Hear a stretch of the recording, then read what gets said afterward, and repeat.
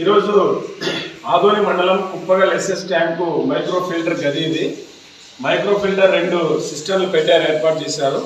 ఇవి దాదాపు చాలా సంవత్సరాలుగా పెట్టారు కానీ అలంకారప్రాయంగా ఉన్నాయి తప్ప ఈ మైక్రో ఫిల్టర్ అసలు పనిచేయడం లేదు. ఈ మైక్రో ఫిల్టర్ పనిచేయకపోవడంతో గ్రామాలకు ఒండు నీళ్ళే శరీరమవుతున్నాయి.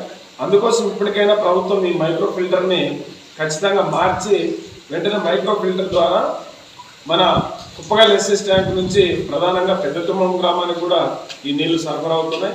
కుప్పగల్లు, బల్లెకల్లు, జాలమంచి, పాండవగల్లు, గన్నేపల్లి, ఇస్వి ఈ గ్రామాల వరకు కూడా ఈ మైక్రో ఫిల్టర్ నీళ్లు అందించే బాధ్యత ప్రభుత్వం పైన ఉంది.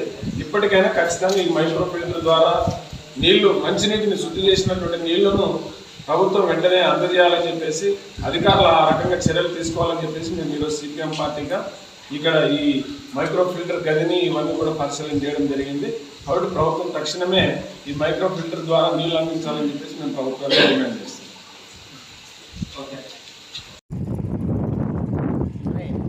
ఆదోని మండలం కుప్పగల్ ఎస్ఎస్ ట్యాంక్ని పరిశీలన చేయడానికి సిపిఎం బృందంగా ఈరోజు రావడం జరిగింది.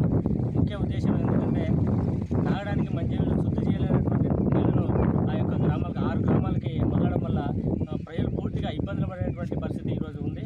అయితే ప్రత్యామ్నాయంగా ఇంతకుముందే గతంలోనే సిపిఎం పార్టీగా డిమాండ్ చేయడం ఏమంటే మోటార్లకి ప్రత్యామ్నాయ మోటార్ ఏర్పాటు చేయాలి. అదేవిధంగా గ్యాస్ కూడా శుద్ధి చేయడానికి కోసం గ్యాస్ కూడా శుద్ధి చేయడం దానికోసం ప్రత్యామ్నాయం గ్యాస్ సిలిండర్లు ఏర్పాటు చేయాలని చెప్పి మరి గుత్తేదారులకు, ప్రభుత్వాలకు ఎన్నిసార్లు చెప్పినా పెడిచెవినే పెట్టేటువంటి పరిస్థితి ఈరోజు చూస్తున్నాం. కాబట్టి ఈ యొక్క 6 గ్రామాల్లో శుద్ధి చేయలేనటువంటి నీళ్లు సరఫరా చేయడం వల్ల అనేక రకాలుగా ప్రజలు రోగాల బారిన పడేటువంటి పరిస్థితి ఈరోజు 6 గ్రామాల్లో చూస్తూ ఉన్నాం.